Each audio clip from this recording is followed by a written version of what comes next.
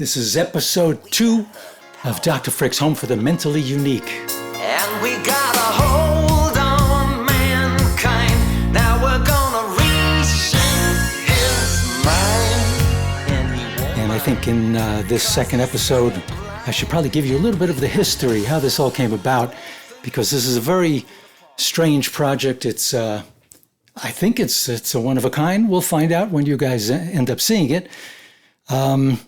It all goes back to a show I wrote, a musical, my first musical, back in 1998. I was partners in a jingle company. We did music for NBC, CBS, hundreds and hundreds of commercials. And so I had this built-in home studio in my 3-car garage, which was really fun. And at nights, it wasn't being used for anything, so I figured I'd create my own albums, started my own record company. And I started writing this musical because I had a few songs that were kind of, that had a certain theme to them. They were social commentary. The themes were something about the planet, what's going on, and in particular, what's going on in the field of mental health. And I say that health part in quotes. Anyway, the show was based around a song I wrote before I had the idea for the show. The song was called Meat Street. It's about a planet that's lost its soul. And if you know from the intro episode, a human being without a soul is just basically a piece of meat. Back then, I had started reading a lot of books about what's going on in the world. And I came across this book called the DSM, the Diagnostic and Statistical Manual of Mental Illness. And I was wondering why we went from basically 2 or 3 mental illnesses at the beginning of the century, and all of a sudden we had well over 300. And it was kind of weird. Some of the mental illnesses were a little strange, like if you were bad at math, you were mentally ill. If you argued with your mother, you were mentally ill. If you didn't agree with your doctor, this is the catch-22. If you didn't agree with your doctor, you had a mental illness called non-compliance with, what was it called? Non-compliance with diagnosis, or non-compliant. I forget what it is. You'll see later on. Anyway, this gave me this idea that the DSM book was kind of like the Bible of mental illnesses. And there were so many if you're addicted to coffee, you're mentally ill. If you're late for work, you're mentally ill. You know, if you do it too often. If you just do it once in a while, you're just a bum. But at any rate, this had me thinking, and I started reading probably a dozen books written by psychiatrists and psychologists about the mental health industry and how mental illnesses come about. They are not they're not found in a microscope or an X-ray. There's no scientific evidence for them. They come about and they get into the DSM by voting them in. You heard me right. The psychiatrists every few years get together and they say, okay, here's a bunch of behaviors. What shall we call it? Everybody who thinks it's mental illness, raise your hand. Then it goes into the DSM. That's why there's now about 400 mental illnesses. Basically, every man, woman, and child on this planet is mentally ill. Cha-ching, if you get my drift. Anyway, going back, I had a bunch of songs. One of them was This Is the Day John Q Got Mad. Just a whole bunch of songs. What's Wrong, Mr. Anchorman? And I took these songs and started developing a script. Now, this is the first script I ever wrote, so I take the blame for part of the reason you never heard of the show. The script ended up being 3 hours long and had about 19 people in the cast. Not a good way to start and try to get backers for a Broadway show. So anyway, we put it out as a double CD, got into stores, got played on certain theatrical radio stations as a soundtrack to a play that hasn't been produced yet. And this guy named Scott Cook over in Orlando, who produces and choreograph. I hate that word. He picked it up in a store and got in touch with me and wanted to put it on. So made several trips down to Orlando. We worked on the script. We got it the way we thought it was good. It got put on in a little theater outside of Orlando. Many strange adventures in that theater. For one thing, We were playing to an audience that was, well, half of them were on Prozac, so that was interesting. Also, there were these wireless microphones that had batteries in them. And whenever the batteries got low in juice, they would create this ear-splitting siren in the entire theater. It was, this was not Sweeney Todd, so it really didn't belong in my show. At any rate, I had nothing to do with production. I was just sitting in the audience watching, and helping out if the script needed some enhancement. And so that would, every now and then, the audience would jump out of their seats, not to mention the cast. By the way, this show relied very heavily on computers. We were using backing tracks because when you hear these songs, you could realize it would not be done by a piano player and a cast singing along. They were just way too involved. They had strings, guitars, drums, you name it, background singers. So they were singing to backing tracks. They were singing live.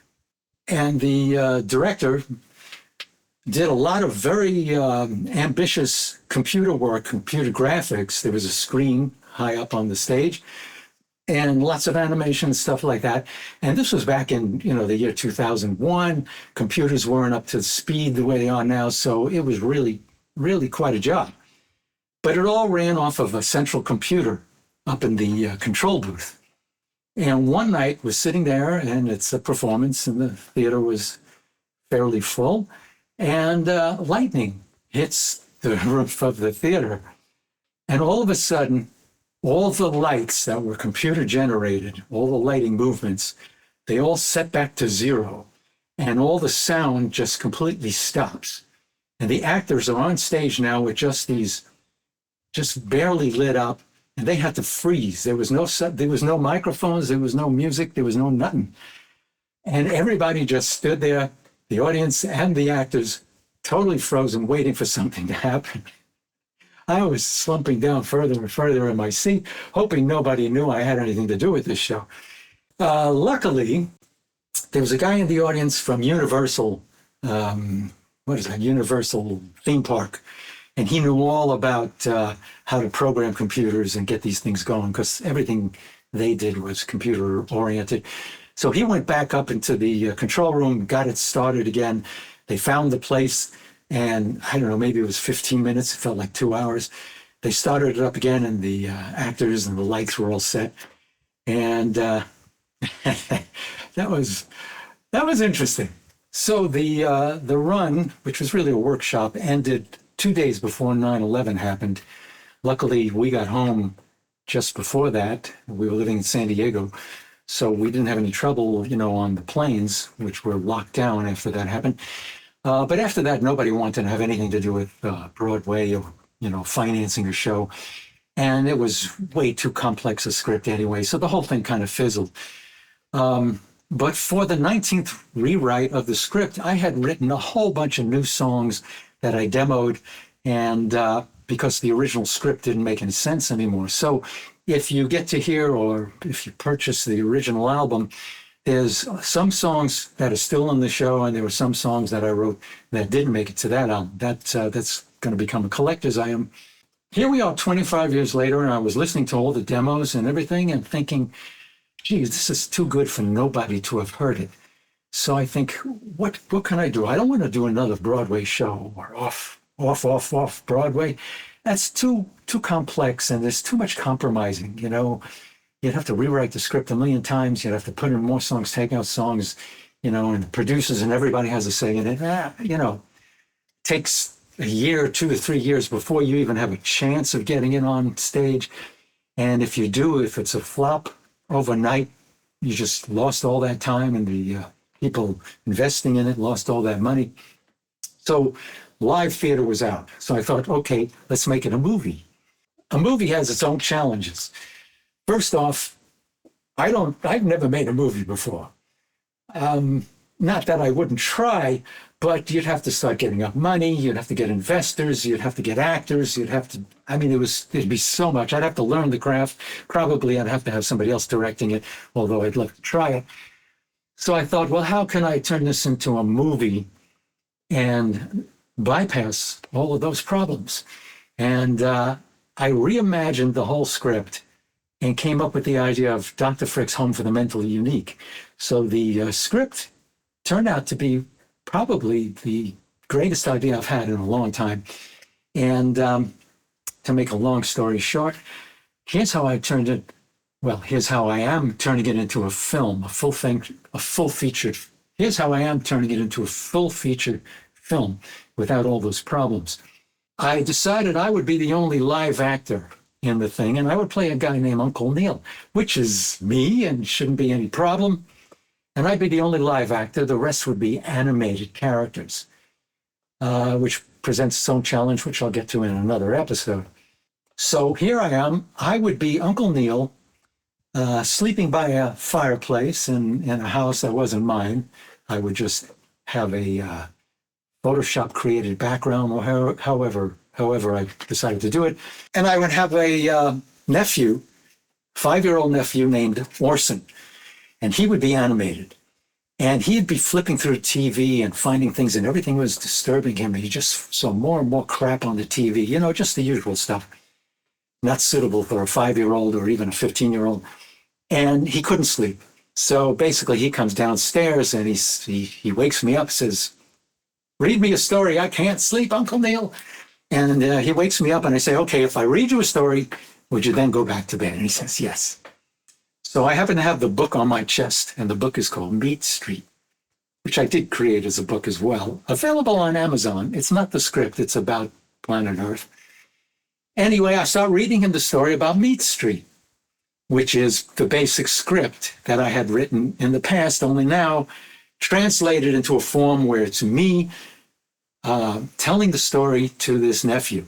And then the nephew, we see the story unfold in his imagination, which is all animated characters. So every now and then it comes back to me once in a while, but 98% of it is going to be animated, which, as I said, is going to be a major challenge, and it's scaring the crap out of me. But what the hell, I got nothing to do anyway. So that's about it for now. I'll get in the next episode, probably show you some of the music and the challenges I made making the music, because the 7 new songs that weren't in the original show were only in demo form. All I had was stereo mixes. I did not have the master multi-track, so I couldn't just remix it and change things and add things, because all I had was the finished mix as a demo, which was not suitable for audiences. And even the songs on the that I was using, that was on the Meat Street album CD, I wanted to do better mixes and fix it up better. So how do I take something that's got no multi-tracks and is only stereo mixes? How do I fix that up so I can extract vocals and extract guitars and drums and piano and add and subtract and change the mix and fix things? I had to fix certain vocals. That was a major challenge, which we'll get into in the next episode. I'll see you then. Tell your friends about this, by the way, because I could really use the subscriptions and the follows, because I am being shadow banned. Okay, that's it for now. Bye-bye. Grab your body by the hand. Come on down, we understand. You don't have to know the score. We'll show you what your meat is for. Meat Street. Sing it, Joe.